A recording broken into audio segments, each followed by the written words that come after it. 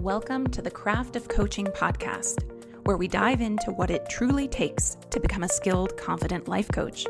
I'm your host, Kate, head of the CLCC, or Certified Life Coach Collective, an ICF accredited Level 1 coach training program. We combine courage, coaching, and community to offer you more than just a training program, but a life-changing experience where you use your own personal transformation as the learning ground for supporting your clients. On this podcast, we explore how you can use coaching skills to support your clients or expand your own growth, all grounded in evidence-based coaching practices. Learn more about our program and get free resources for becoming a life coach at teamclcc.com. And now, here's today's episode. Hey everybody, today I have a special guest on the podcast, Laura Sims from yourcareerhomecoming.com. I've known Laura for quite a while, and in today's podcast episode, we are going to talk about how you support your clients through their way of being, not necessarily doing. And I think for those of you who are a little afraid of choosing a coaching niche or niche, however you want to pronounce that, Laura's going to talk about how really, whatever area you choose to specialize in, you really end up getting to support your clients regardless of what you initially start with as a topic, because you're supporting their way of being. So here we go on to the podcast. First thing I'm wondering if you would do is fill in this sentence, kind of Mad Lib style. I've been a coach since whatever year, and I specifically help, who's your audience, with what problem is that audience facing so that they can, where are they trying to get to? What solution are they trying to find? Sure. So I've been a coach since 2011. I specifically help people who want their work to make a difference, choose and start the right meaningful career so they can have a career that feels like home. Love that. I'm curious, do you remember how you arrived at that? Because I know that your ability to even articulate that clearly, you and I really got into coaching around the same time. I know I struggled for a long time to go how do I say what I do? I'm just curious if you happen to remember what that process was like for you. For sure. So I started, I think, the way a lot of new coaches started, which was just very general, generic, come work with me and improve things. I was not niched down very much. I was, my original website did have language about working with creatives. I was kind of like, you got a career creative something path, come, we will work on transformation. It was very general and generic. And eventually it kind of split off into two buckets, which was one, let me figure out the right career. And two was more business coaching for creatives. Let me help creatives with their marketing. And I really thought that's where I was going to go. I thought, this career change thing. For those people, bless their little hearts, let me make a PDF or something so when they come to my website, they can at least buy something and get some direction. But my bread and butter is going to be this business coaching. So I started to write my little PDF, and it got longer and longer and longer. And I realized, I have a lot to say here. And it's not something that I'm seeing said anywhere else. I think I actually have more compassion for these people over in this column. What if I made my business the career transition piece? And so that really kicked things over. And I know because I registered a trademark. My first use of the phrase "your career homecoming" was in 2012. So it was about a year into my business of kind of landing on, this is the problem that I'm going to help people solve. This is the language that it's going to be wrapped in, because it feels like it really describes the experience of wanting that sense of home, not just go get any job, not just climb a ladder, but something that really feels like me. Mm-hmm. Yeah, I feel like a year is exceptional. I just, if I just think of some of our mutual colleagues who have gone through 3 or 4 or 5 different rebrands and different refining that focus. And I only point that out to try to normalize it. Yeah. Because And it's hard. So, right. So to be clear, I continued to do other work during that time. I didn't just cut off all other offers and only do your career homecoming. I did do that at some point.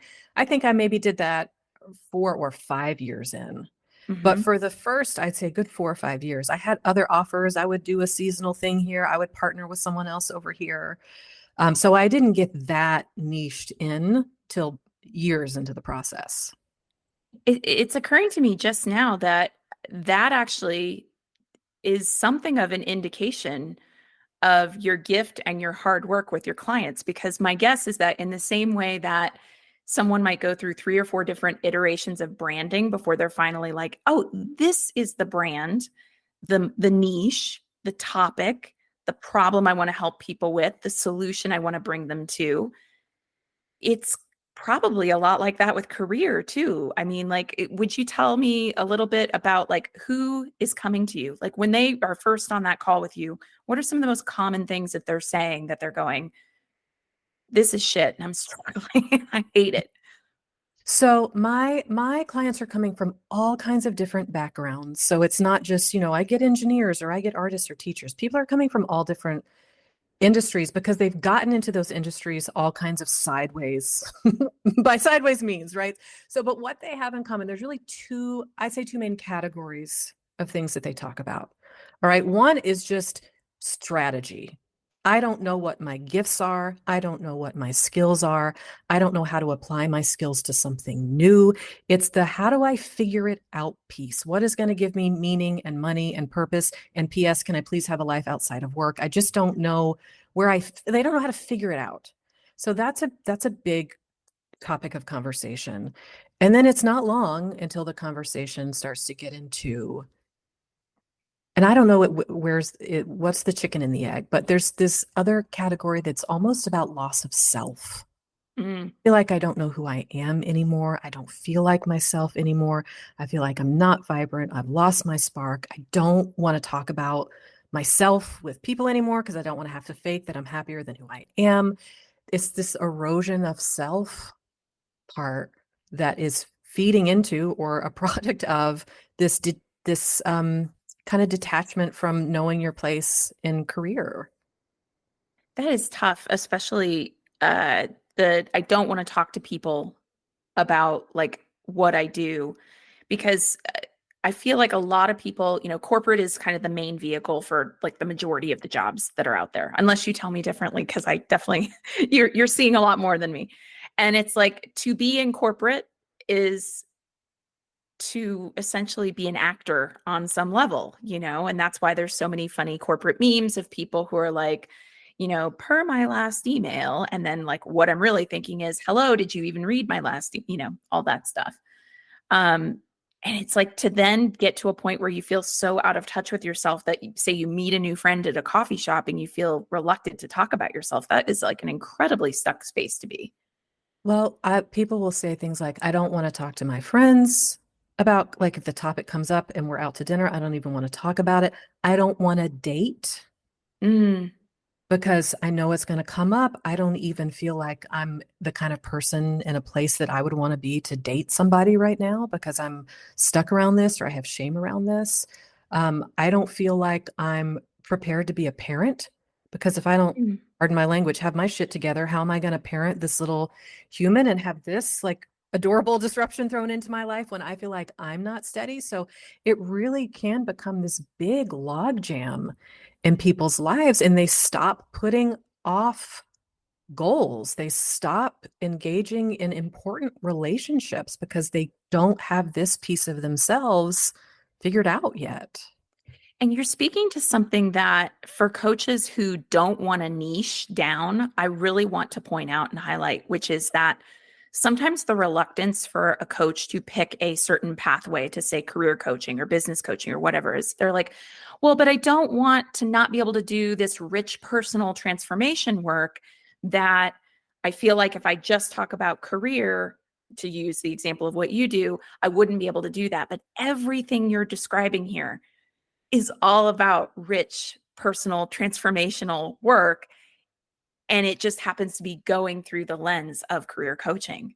That's absolutely right. At least the work I'm doing, I can't speak for all the career coaches, but like this is transformational work. We are on the topic of career.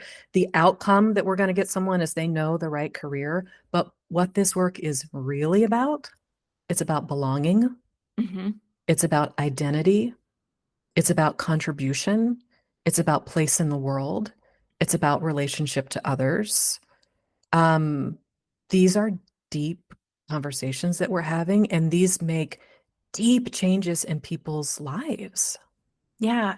We have a week. It's reminding me of a week that we spend in CLCC on relationships. And we start with what's your relationship to yourself? And we ask questions like, what's your relationship to your body? And how does that show up in like other areas of your life? Or what's your relationship to your career? And how does that show up in other areas of your life? And I just love how there's so much of what you're describing that has made room, that career that feels like home. It's made room for the kind of strategic end of things, or maybe what the ICF would call the what, as well as the way of being, which is the who, and bringing those two together. And certainly somebody can be the kind of career coach that is solely about like, I'm going to help you get all the right bullets on your resume. You can do that. But as I understand your work, that's not the area you like to hang out. That's not where I want to be, but thank goodness for the resume people because that's needed. And so I think, as when you're a coach, part of your duty is to help your potential client understand the goals you're going to work towards, um, and what is in bounds and what is out of bounds. Mm-hmm. Right. So if I had a separate offer, so this offer is just about let's discover and start the right thing. I'm not doing resumes. I'm not doing interview prep. Let's say I had another offer that this would be smart for me to do, that clients could come do for me after they've done your career homecoming. They could come do like your homecoming resume and we could work on that. I could say, we're not going to be, if this kicks up unworthiness for you, this is not the place we're going to be talking about this. This is where we are going to find the correct verb and put the right numbers in your resume. And that's fine if that's what's communicated to the client up front, right? So I think there is an importance about expectation setting in terms of the results, but also how we're going to work together and what's on the table and what's not. Yeah. Do you have like a specific process that you walk each of your clients through, or is it more freeform? It is very structured. And it's Mm, structured because kind of I think of it in terms of the promise that I'm making to the client. Okay. hmm. Promise that I'm making to my clients. There's just one offer. There's one way to work with me. Okay. And the promise is we're going to figure out what your homecoming career is. So we know the thing. We're going to figure out the plan there. So you know the path, and you're going to have the confidence to go do it. Hmm. Because I have a very results driven offer, we got a really structured way to get there so that we make sure that they're doing that. So every client is going to be different and we can tailor it to their specific needs and challenges and circumstances. But everybody's got to do the exercises in week 1. Everybody's got to figure out the stuff in week 2 to make sure that we're hitting those outcomes at the end. Yeah. I mean, it's one of those things of like, how do we leave the room? And I feel like with your work, I'm sure there is the room for like the expansion contraction of really all the feelings that are going to come up throughout that process. Like that's where some of the like loose places go. But, I think that what you describe is a form of really client care to make sure that it doesn't wander into navel gazy territory.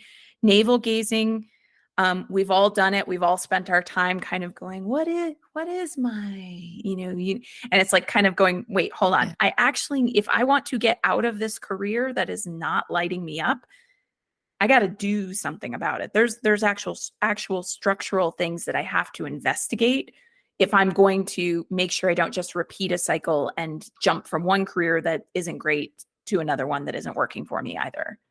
Absolutely. And a lot of my clients have done a lot of navel gazing, a lot of personal development work before they've gotten to me. And what's nice about that is they do have this basis of self-knowledge, but they've also figured out that learning more about yourself is not enough to answer this question.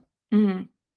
So, I think just having that distinction between what is the difference between personal development and life coaching and career change strategy. They can support each other, but they're not the same. How do you like to talk about that or differentiate them? Personal development is going to be more about know thyself. Okay. Hmm. Maybe you've done some particular system of I'm a Enneagram this, or I'm a life design this, or I'm a star chart this, any kind of system like that, or even just free writing and journaling. You kind of get to know your values, your priorities. That all helps. What's missing in a career choice context is how do I apply that knowledge into making an actionable choice? Mm. Right? I mean, you can tell me I'm a firstborn Capricorn, whatever, and I don't know what career that is. Your values are integrity, communication, and creativity. I don't know what career that is. Yeah. I mean, that can just be like a plug and play anywhere. Exactly. So what's really different over here is we've got a process to apply relevant self-knowledge into making an actionable choice so people can do something with it. Yeah. Yeah. So this question might not go anywhere and we can abandon it if so, but I'm actually curious in this moment about the money piece because it's occurring to me that I could see a lot of people going, what I know about myself is that I'm highly creative. And so what I wish I could do all day is write a novel or paint, but I have this practical reality of how to put a mortgage together or, make sure that I can feed my kid or, whatever the different obligations and responsibilities are. And I'm curious about how you navigate those kinds of conversations where what someone longs to do isn't necessarily partnered with I don't want to say fast and easy money because I don't think that's what it is, but like there's a long game to becoming a full-time, landscape oil painter.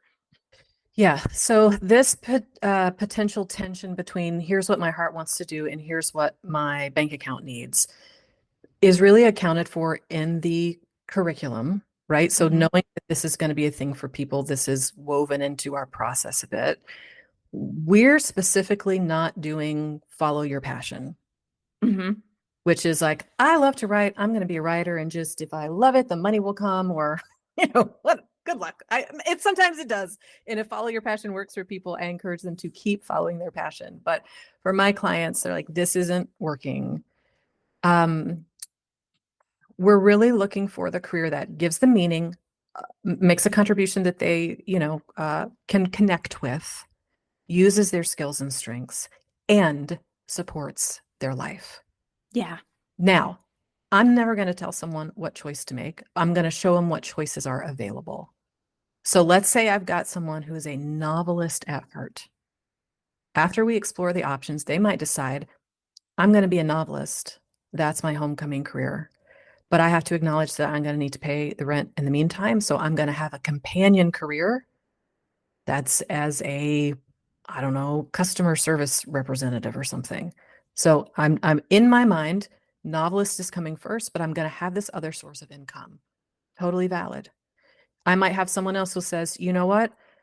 I don't need a novelist to be, my identity out in the world. That's just something that I want to do for myself, but I still want to do meaningful work. So I'm going to find some other way to be a writer or use some other skill set that I have. So you're going to know me out in the world as, Jane, the customer success specialist, but I know back here I'm writing a novel and that's the way What that I'm I'm, really up to.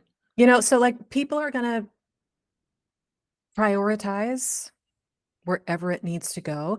And then sometimes it's not, people end up not choosing between novelist and, corporate customer success. Sometimes there's this other third thing that's neither of those, but that's using their skills, it's letting them contribute. They feel invigorated by it. And we didn't even have that on the menu of options before we started working together.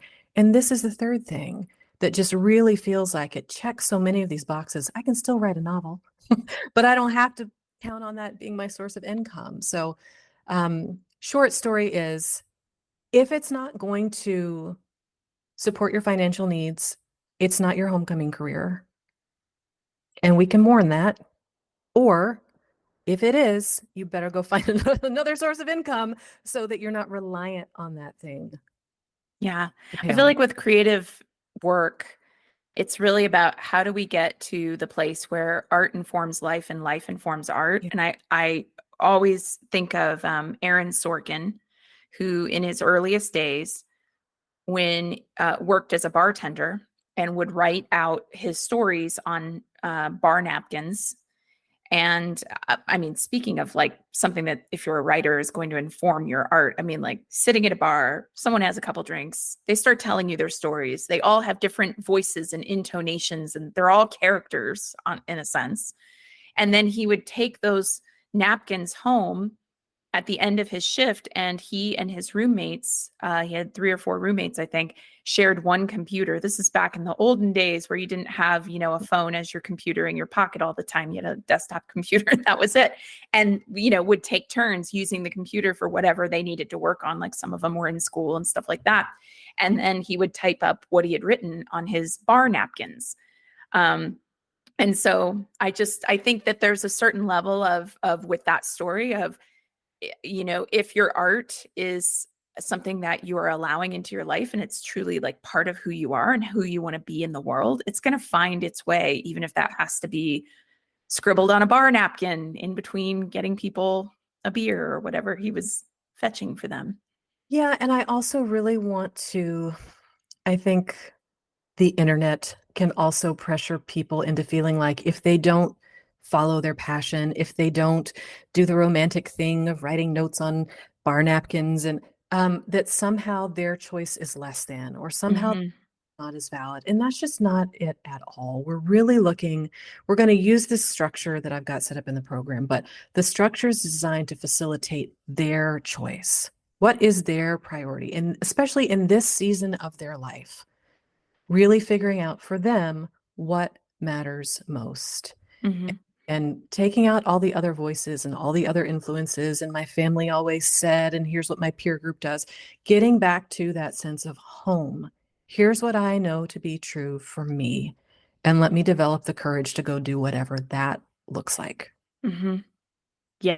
And all those different pressures. I mean, again, we're going back to it's just a lens or an entry point for that personal work. And that's, because it's like, I mean, people show up just for coaching outside of career with, I can't let go of what my family thinks Yeah. about me, you know? Yep. So I'm curious. This is, I think, one of my last questions. I've come up with many more just from getting to jam with you today. I'm curious about what's something that you know now about working for yourself or running a business that you wish you had understood earlier. I spent a long time comparing my pace and my timing to Mm, others. And I would see people, 6 figures in this many months and margarita on the beach with my laptop, like, all those kind of headlines. And I really wish I had spent less time comparing how fast people got places. I am slower mm, than it's ever going to be enticing for a headline. Um, I now 13 years in, I really value and prize my slow and steady approach. I like to say that I have a cheetah heart, but turtle legs.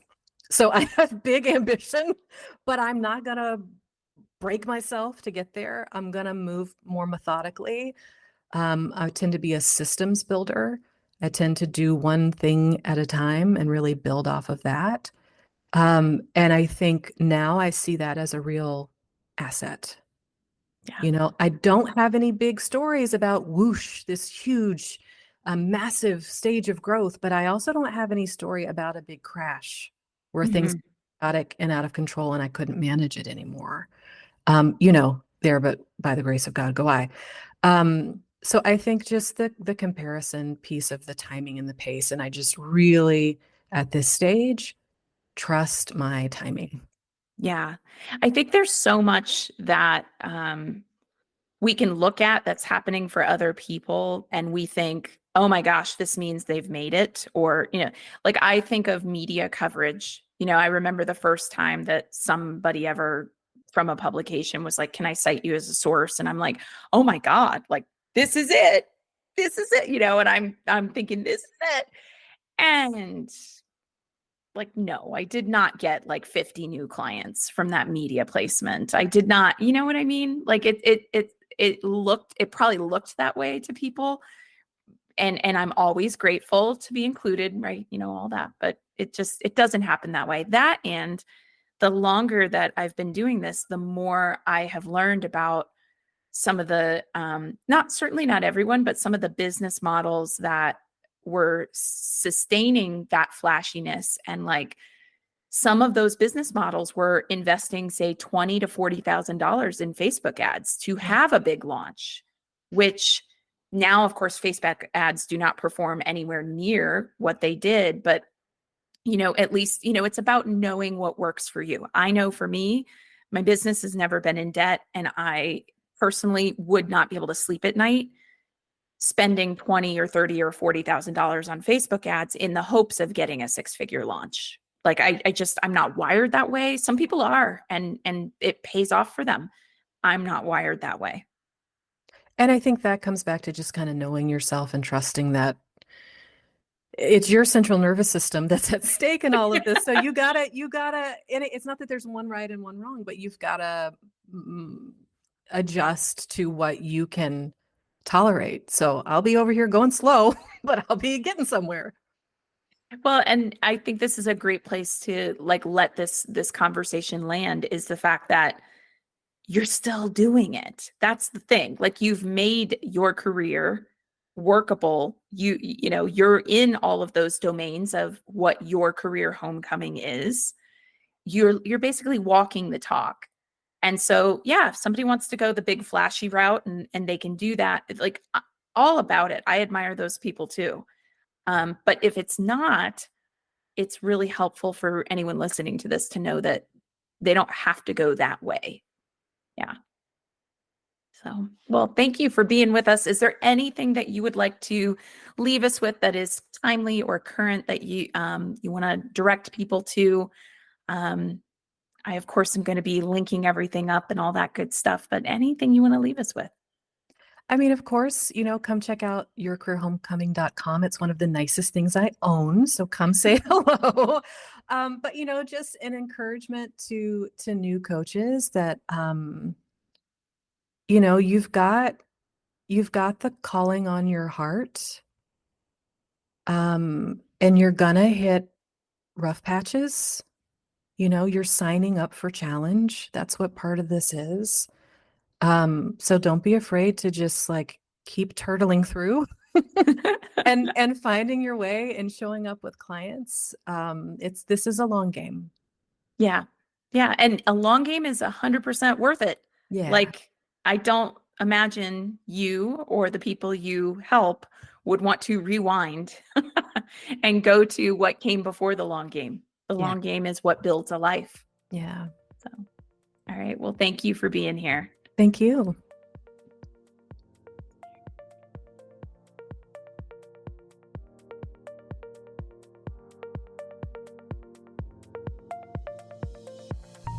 All right, that's it for today's episode. Thank you so much for listening. Before you go, would you help us out and take a moment to give us a rating in iTunes, Spotify, or wherever you're listening?